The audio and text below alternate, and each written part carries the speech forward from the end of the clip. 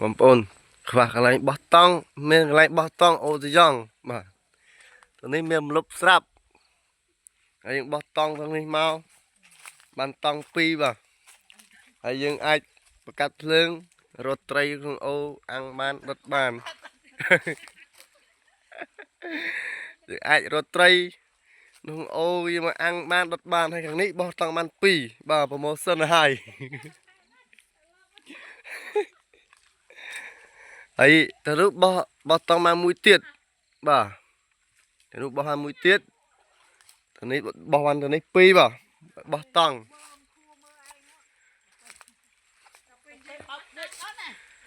ហើយទឹកថ្លាល្អបងប្អូនយើងចង់បោះតង់ហើយយើងមុជទឹកហើយយើងចូលដេកក្នុងតង់ហ្មងបាទហើយបោះតង់ទីតាំងនៅអូតយ៉ងបាទតម្លៃប្រម៉ូសិនបាទនេះបងបើបងប្អូនចង់ចេញពីតង់អាចឡើងតាមផ្លូវនេះបានបាទផ្លូវនេះ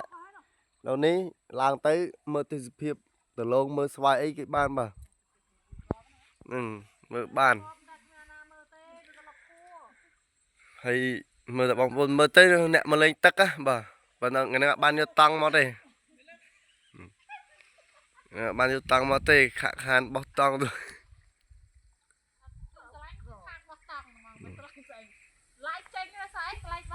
បាទកន្លែងហើយបងប្អូនមានតុកអីអាចអង្គុយដាក់ទាំងនេះបាទដាក់តុកខាងនេះកាកាទេលេបានបាទហើយខាងនោះយើងអាចបោះតង់បាន2តង់ខាងនោះ1តង់ទៀត3បាទហើយយើងមុជទឹកហូរលេងមុជទឹកលេងមកសបាយទឹកត្រជាក់បាទទឹកត្រជាក់បើបងប្អូនមិនជឿថាទឹកត្រជាក់ទេមានអ្នកបញ្ជាក់បានបាទ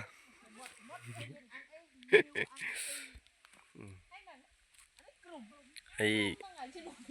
ទឹកត្រជាក់តំណងសាច់អាំងបាទកុំភ្លើងភ្លឺមានម្លប់ต้องដេកម៉ោង8ម៉ោង9ក៏បានព្រឹកក៏បានដែរបាទជាក់ហ្មងនេះខ្ញុំមកឲ្យមើលនេះមួយទៀតទៅខ្ញុំមករកកន្លែងបោះតង់តែបានយកតង់មកបោះ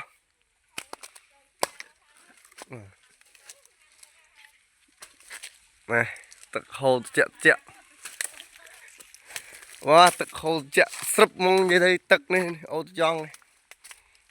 ស្រុបមកឲ្យសិតតែដានជើងជ្រូកព្រៃដើរបាទស្អាតណាស់នេះស្អាតកន្លែងហ្នឹងស្អាតហ្មងហ្នឹងបាយបងប្អូន